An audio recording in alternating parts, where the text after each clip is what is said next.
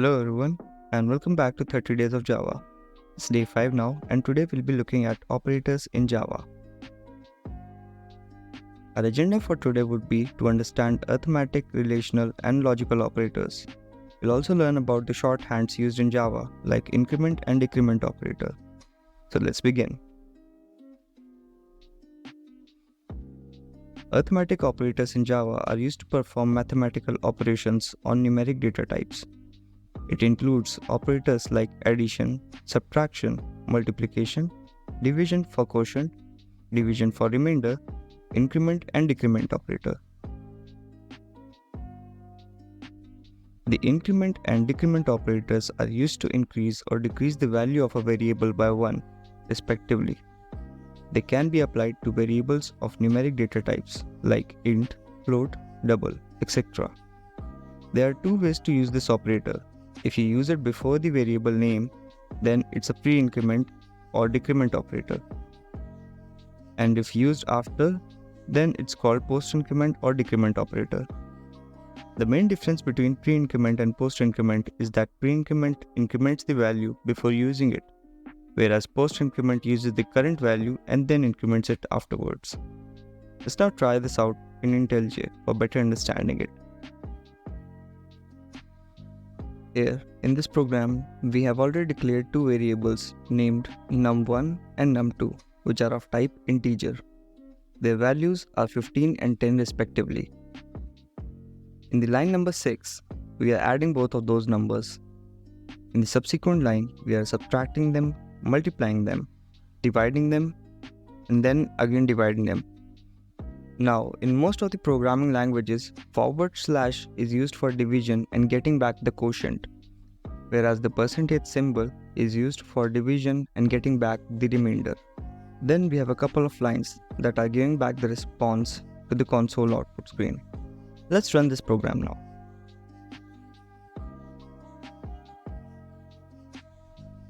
So if you see here, addition is 25, which is correct, subtraction is 5, multiplication is 150, quotient is 1.0.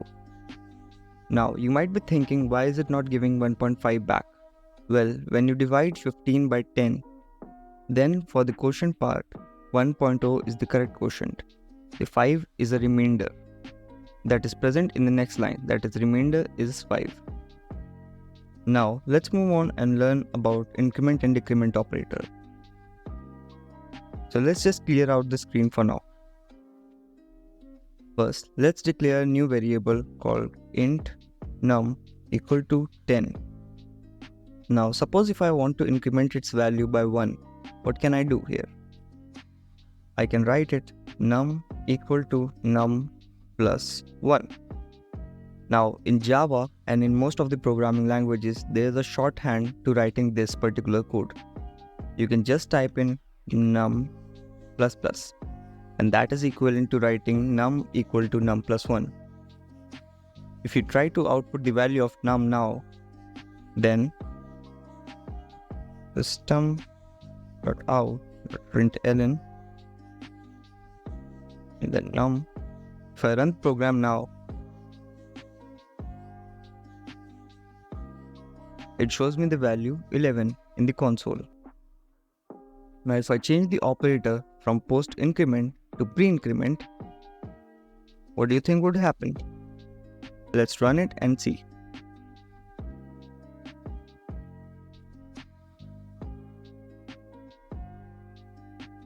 As you can see here, nothing happened.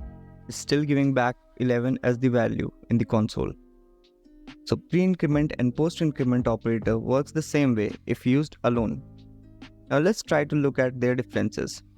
Suppose if I remove this expression from here and write it here in the system.out.println, then if I run the program again,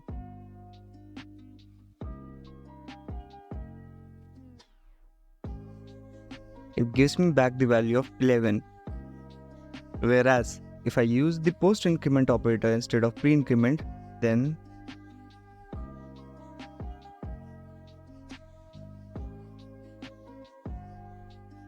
it gives me back the value 10. Now why is this happening?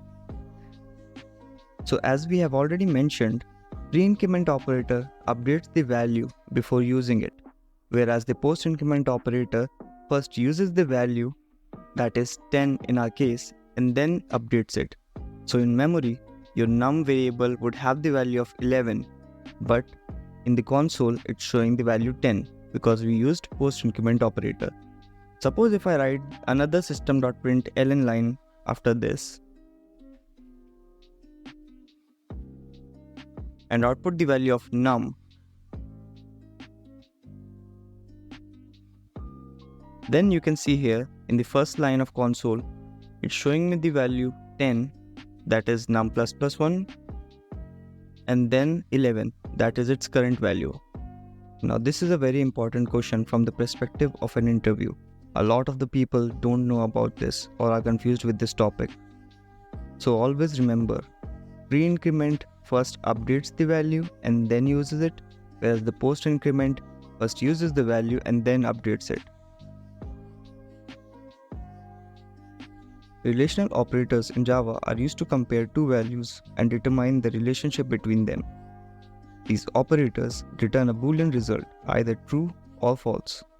It includes operators like equal to, not equal to, greater than, less than, greater than or equal to, less than or equal to.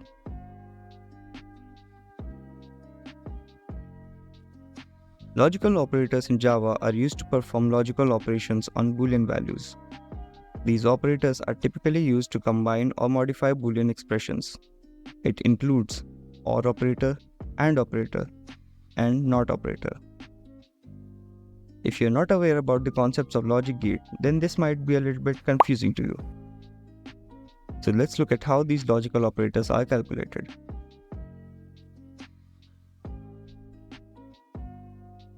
Now, a truth table is a tabular representation of possible truth values of a logical expression or a set of logical expressions under all possible combination of truth values of its variable. It shows the output for every possible combination of input values. Logical operator always works with Boolean values and also gives out Boolean value back. Here, A and B are the input parameters, whereas the third column represents the output. The logical AND operator is represented by double ampersand. It returns true only if both the operands are true. If either or both of the operands are false, then the result is false. The logical OR operator is represented by the double pipe. It is a binary operator that returns true if at least one of the operand is true. The NOT operator is represented by the exclamation mark. It is a unary operator which works only with one input and is used to negate the truth value of a Boolean expression. When applied to a Boolean value, the NOT operator reverses its logical state. If the expression is true, the NOT operator makes it false, and vice versa. Now the truth table and how AND or NOT operator works might be a little tricky thing to remember if you're new to it. So you can use one technique that might help you remember the usage of logical operators in programming, that is, to associate them with common language and everyday concepts. For AND operator, think of it as a requirement for two conditions to be true. In everyday language, you might say, I will go to the park if it's sunny and if it's not too hot.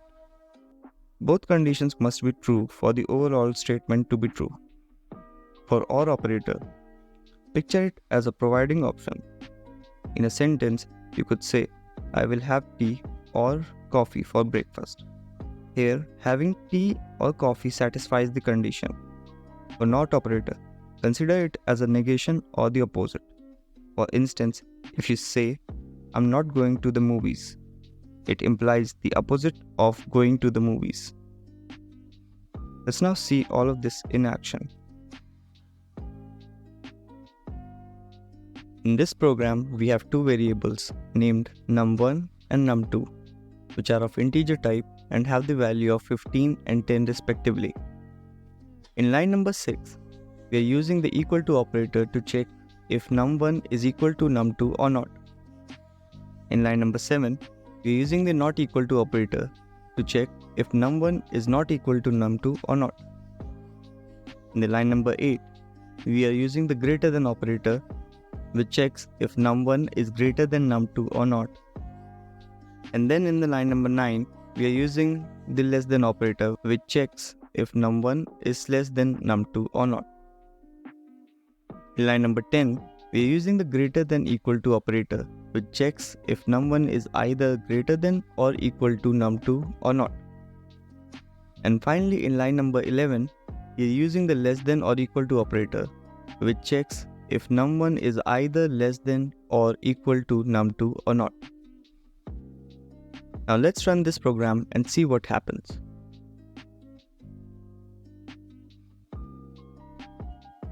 As you can see in the console, in the first line it's showing false, which is correct because num1 is 15 and num2 is 10, which is not equal. In second line, it's showing that num1 is not equal to num2. That is correct because num1 is.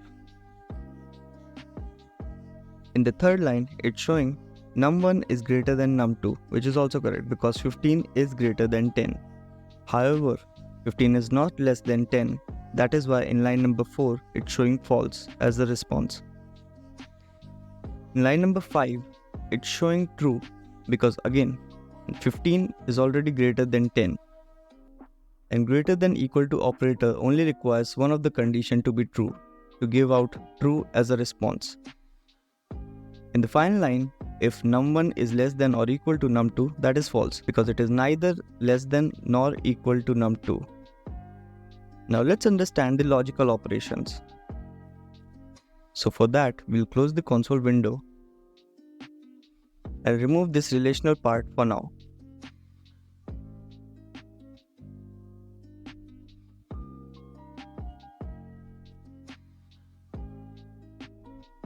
Now here you can see we have two variables named value1 and value2, which are of Boolean type. Value1 is true, whereas value2 is false. In line number 7, we are using the AND operators on value1 and value2. So they should give out false as an output because in AND operator, both of the inputs have to be true for it to give out true as a response. In line number 8, we are using the OR operation, which should give out true as a response because remember that OR operation only requires one of the condition to be true for its response to be true. In the final line, we are using the NOT operator, which just gives out the opposite logical state of the value. So in this case, value1 is true in nature. So using the NOT operator should give out false as an output. Now let's run this program and see if we are correct or not.